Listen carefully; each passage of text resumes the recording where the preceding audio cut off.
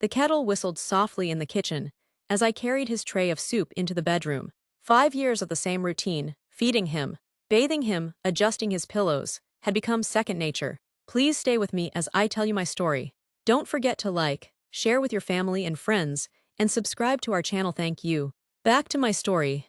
I was halfway through setting the tray on his lap when I heard his phone buzz. He tapped the screen and spoke loudly, unaware that I was still in the room.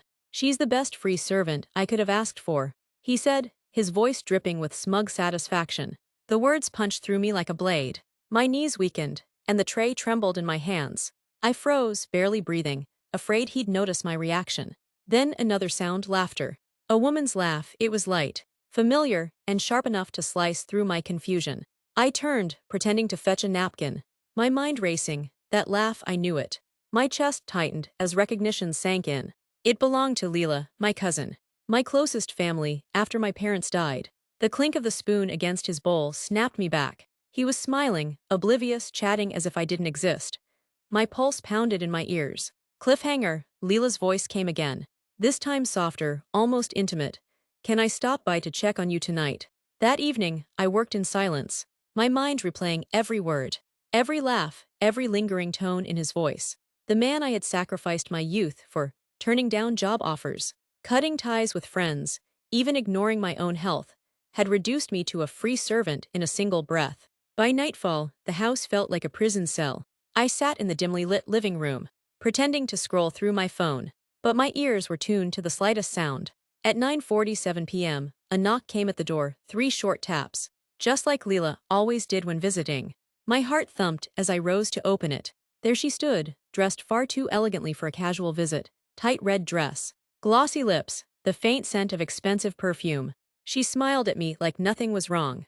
"I came to drop off some things for him," she said smoothly, holding a small paper bag. I stepped aside, watching as she glided into the bedroom, her heels clicking softly against the wooden floor. Minutes later, muffled laughter floated from behind the door. "Cliffhanger," I pressed my ear closer, and heard him whisper, "Soon. She'll be out of the way for good."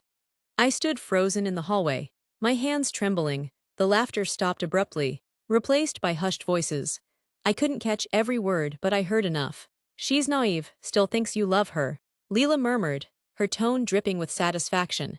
"And she'll keep thinking that until the papers are signed," my husband replied. Papers, my mind raced. Divorce papers. Property transfer. My heart pounded in my chest so hard I feared they'd hear it. I leaned against the wall, trying to steady my breath. A loud scrape, his wheelchair moving, snapped me back. I darted to the kitchen, grabbing a dish towel and pretending to dry plates when Leela walked out. She gave me that sly smile again, the kind that said she knew something I didn't. "Take care of him," she said sweetly, but her eyes glinted with something sharp. When the door closed behind her, I went into the bedroom. He was lying back, eyes half shut, acting as if he'd been sleeping the whole time. "Who was that?" I asked. "Just someone from church," he said lazily. I nodded, but inside I knew my world was about to shatter. That night, I couldn't sleep. Every creak of the house made me think of their whispers. Around 2 a.m., I slipped into the living room, careful not to wake him. His laptop sat on the side table, screen still warm. I hesitated, my hands shaking, but curiosity and fear pushed me forward. When I opened the browser, the first tab nearly stopped my heart. It was an email draft to Leela. "Once she signs the property transfer, we can proceed. I'll make sure she believes it's for her own protection. She's too loyal to suspect anything." My breath caught in my throat. Property transfer, our house. The only thing left in my name. I clicked further and found bank statements. Withdrawals I hadn't made. Small but frequent, bleeding my savings dry. Footsteps, my heart raced. I quickly shut the laptop and slid back into bed. Seconds later, he rolled in, his face unreadable. "You're awake," he said softly. I forced a smile, just couldn't sleep. He gave a nod, but in the dim light, I saw it, the faint smirk that told me I was already a pawn in his game. By morning, my resolve had hardened. I couldn't confront him yet, not without proof. He had a way of twisting my words, until I doubted myself. If I accused him now, he'd smile, call me paranoid, and make me feel small. So I started quietly collecting pieces of the puzzle. I took photos of the bank statements when he wasn't looking, saving them to a hidden folder on my phone. I recorded snippets of conversations, innocent enough on the surface, but laced with hints of manipulation. when you listened closely. I also began speaking to people he thought I'd forgot. An old neighbor remembered seeing Leela visiting at odd hours before the accident. A cousin let slip that my husband had been talking about freeing himself months ago. The more I uncovered, the more the image of the man I married shattered. He wasn't just ungrateful, he was calculating, patient, and cruel. But I knew I had to be smarter. If he sensed I was on to him, he might accelerate whatever plan he had. And deep down, I feared there were darker truths still buried. Truths that would make free servant the least of my nightmares. It happened on a rainy Thursday. I was folding laundry in the bedroom when I heard a faint vibration under his pillow. My husband had always insisted on using only one phone, the one I bought him after the accident. So why was there another one? Curiosity burned hotter than caution. I slid the small black phone out from its hiding place. It wasn't password protected, too confident or too careless. I wasn't sure. The first thing I saw was a string of messages from Leela. She still believes you can't walk. Soon we'll be free and rich. Don't forget our plan for her savings. My hands trembled as I scrolled further. Photos of them together, some taken after the accident, proved what I dreaded. He had been lying about his paralysis. In some shots, he stood tall, smiling, his arms around her. That night, I pretended nothing had changed. I served him dinner, listened to his fake groans of pain, even fluffed his pillow. But inside, something sharp had awakened. The man who depended on me so completely didn't realize I now held the power to destroy him, and I was starting to wonder just how far I was willing to go. I couldn't confront him yet. If I did, he'd twist the truth until I was the villain. No, I needed proof. Undeniable proof that would shatter his lies and strip him of the control he thought he had. The plan began with a simple suggestion over breakfast. The doctor wants to see you in person for a new assessment. I lied, spooning oatmeal into his bowl. His eyes flickered, but he quickly masked it with a groan. That afternoon, I positioned my phone in the corner of the living room, angled perfectly at his wheelchair. Then I told him I needed to run to the store for an hour. I left quietly but stayed parked down the street. It didn't take long. 20 minutes later, the live feed on my phone showed him rising from the chair with ease, stretching his back like a man who had been sitting too long, not one bound by paralysis. He walked into the kitchen, opened a beer, and made a call. She's taking the bait, Leela. Soon we'll have it all. My stomach turned, but my resolve hardened. This wasn't just betrayal. It was premeditated cruelty, and I was going to make sure he paid for every second of it. I couldn't bring him down alone, not without risking my safety. That night, I confided in the one person I knew I could trust, Detective Harris, my childhood friend. We met at a quiet diner far from town, the hum of the fridge masking our low voices. I slid my phone across the table, showing him the video. He watched silently, jaw tightening with each passing second. This isn't just fraud, he said finally. It's conspiracy, if this Lila is who I think she is. We're dealing with more than a marital betrayal. He leaned in, lowering his voice. If you want justice, we need him to believe you still trust him. That way, he won't cover his tracks before we can get more evidence. It was a dangerous game, pretending to care for him, feeding him his meals, listening to his fake groans while knowing he could walk across the room any moment. But the thought of him smirking in secret fueled me. Each day I recorded everything: calls, movements, transactions, and each night, Harris and I pieced together a timeline of his deceit. The noose was tightening, but I had to make sure he never saw it coming. The first sign that he was catching on came in the form of a pause, barely a second too long, when I walked into the room unannounced. His hand, which had been resting limply on the blanket moments before, twitched back into place like a marionette, dropping its strings. You're quiet these days, he said, his voice casual but his eyes sharp. Something on your mind? I forced a smile, pretending to fuss over his pillow. Just tired, Daniel, you know how it is. But I could feel the tension radiating off him. His gaze followed me everywhere. As though trying to read the thoughts, I kept locked behind my own mask. I'd spent years caring for him, bathing him, feeding him, giving up my life, and now, every gesture was a calculated move in a silent war. That night, I found the phone he kept hidden beneath the cushion. My hands shook as I scrolled through messages, deleted ones, two that Harris had managed to recover. Every thread with Leela was laced with arrogance, mocking my devotion, bragging about the stupid woman who would never see it coming. I slipped the phone back before he noticed. The game had shifted. Now it was Hunter versus Hunter. Daniel's first strike was subtle, too subtle for anyone else to notice. It began with small things disappearing. My spare keys, my bank card, the notebook where I had been jotting down every suspicious thing I'd seen. At first, I thought I'd misplaced them, but deep down I knew better. One afternoon, while I was making tea, his voice floated from the living room, smooth, charming, and dripping with the same false warmth he used on strangers. "I think she's losing it," he said into the phone. "She's been distracted lately. Forgetful, maybe I should call the doctor just in case." A chill shot down my spine. He wasn't just covering his tracks anymore, he was trying to paint me as unstable. I leaned against the counter, my pulse pounding, every nerve screaming that I was running out of time. When I walked back into the room, he looked up with that same innocent expression I'd once fallen for. "Everything okay?" he asked, almost mocking me. "Yes," I replied with a calm I didn't feel. "Everything's fine." But as I met his gaze, I realized this wasn't just revenge anymore. This was a battle for my freedom, and only one of us was leaving unbroken.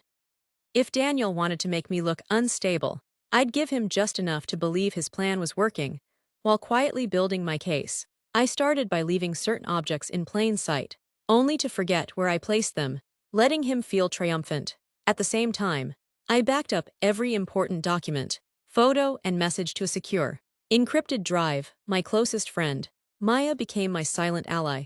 I told her everything, every manipulation, every calculated word. She didn't just listen. She recorded our calls for evidence. At night, while he slept, I scoured his laptop. Hidden deep in a folder named Work Receipts were bank statements from an account I'd never seen before, an account with over $70,000. Money he'd claimed we didn't have when I needed it for his care. The betrayal was gasoline on my fire. The next morning, I walked into his room with breakfast and the same sweet smile he thought meant compliance. "I made your favorite," I said. Inside, my mind was already 10 steps ahead. He thought I was trapped in his world. What he didn't know was that I'd already started to build my way out. And when I left, I'd take more than just my freedom. I knew Daniel's weakness, his pride. If I could feed it just right, he'd walk straight into the snare I was weaving. I started by encouraging his ego, asking for his guidance on minor financial matters. It made him smug, careless. Meanwhile, I quietly met with a lawyer recommended by Maya, one who specialized in domestic abuse and hidden assets. Every screenshot, bank statement, and voice recording I'd collected was organized into a neat, damning file. But I didn't stop there. I reached out to his estranged brother, Marcus, under the guise of patching family ties. Marcus despised Daniel, and when I hinted about the secret bank account, his eyes lit with the kind of vengeance I could use. He told me stories, old schemes, shady deals that I documented meticulously. Back home, Daniel was convinced I was finally broken, ready to play the obedient wife forever. He didn't notice the camera I'd installed in his study, or the way I subtly guided conversations toward his past misdeeds. I was no longer just surviving. I was building a case that would ruin him socially, financially, and legally. And the best part, he was helping me every step of the way, thinking it was his idea. It was supposed to be a routine evening. Daniel was in the study, boasting to a friend over the phone about how easy it is to control a woman when she thinks she owes you. My hidden camera caught every vile word. But then disaster struck. He called for me unexpectedly. My stomach dropped. My phone, which I'd been using to monitor the camera feed, was still open to the live recording. One careless glance, and the entire plan would unravel. I forced a calm smile, sliding the phone into my apron pocket before stepping into the study. "What's taking so long with my tea?" he asked, eyes scanning me with that sharp suspicion I knew too well. I mumbled something about the kettle and quickly left. My pulse hammered. That was too close. Later that night, I noticed my camera's angle had shifted slightly. I hadn't moved it. Someone had been in my study while I was out. Was it Daniel? Was he onto me? I couldn't afford mistakes now. The plan was almost ready, but one wrong move could mean losing everything, or worse, ending up trapped in his world forever. I had to tighten my game. The stakes had never been higher. The next morning, Daniel's tone was different, calm. Almost too calm. He called me into the bedroom while sipping his coffee. "Sit," he said, patting the chair across from him. I obeyed, keeping my face neutral. "You've been busy lately, haven't you?" His gaze was steady, his lips curling into a faint smirk. "All these errands, all these late nights in the kitchen. What exactly are you up to, Alina?" My heartbeat roared in my ears. Was this it? Had he discovered everything? "I've just been keeping the house in order," I replied softly, careful not to fidget. He leaned forward, eyes locked on mine. You know, he said, pausing for dramatic effect. I'd know if you were hiding something from me. His voice dropped to a whisper, wouldn't I? The tension stretched between us like a taut rope. I forced a small smile and stood. Of course, Daniel, you'd know. But as I left the room, I caught my reflection in the hallway mirror, and the tiniest curl of satisfaction at the corner of my lips. He didn't know he was fishing. And if he was fishing, it meant he was already uneasy, which was exactly where I needed him to be. The trap was ready. Every detail had been laid with precision, documents prepared, witnesses briefed, and a quiet ally waiting for my signal. I had only one more step. Make Daniel feel untouchable so he wouldn't see the knife coming. That evening, I brought him dinner on a silver tray. He smirked, clearly believing his intimidation earlier had worked. That's better, he said. Knew you'd come to your senses. I smiled sweetly, placing the tray beside him. Of course, Daniel, you're my husband. I'd never betray you. The lie rolled off my tongue with practiced ease. He dug into the food, oblivious to the small envelope I'd slipped under his glass of water. Inside were copies of the financial transfers, every hidden account, every stolen inheritance, addressed to a lawyer who'd been waiting for months. By the time he saw it, it would be too late. His empire would crumble overnight. As I walked away, I heard him call my name, irritation in his voice, but I didn't turn back, not this time. Tomorrow, the world would know the truth. And Daniel, he'd finally understand what it felt like to be powerless. 6 months later, the courtroom was silent except for the sound of the judge's gavel. Daniel's crimes, the hidden assets, the forged signatures, the secret mistress who'd been siphoning money, were now public record. I sat in the front row, head high, every bruise to my dignity finally avenged. The whispers in the gallery didn't faze me. They could think what they wanted about the woman who left her paralyzed husband, but I knew the truth. He had already abandoned me years ago, in every way that mattered. Outside, the air smelled of freedom. My lawyer handed me the final papers.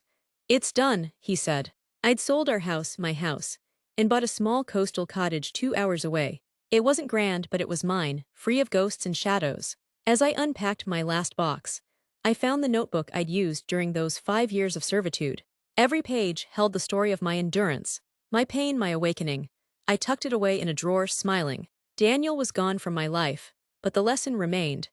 You can survive anything, even love that turns to poison, and still rise stronger. Please like, share with your family and friends, and subscribe to our channel for more stories.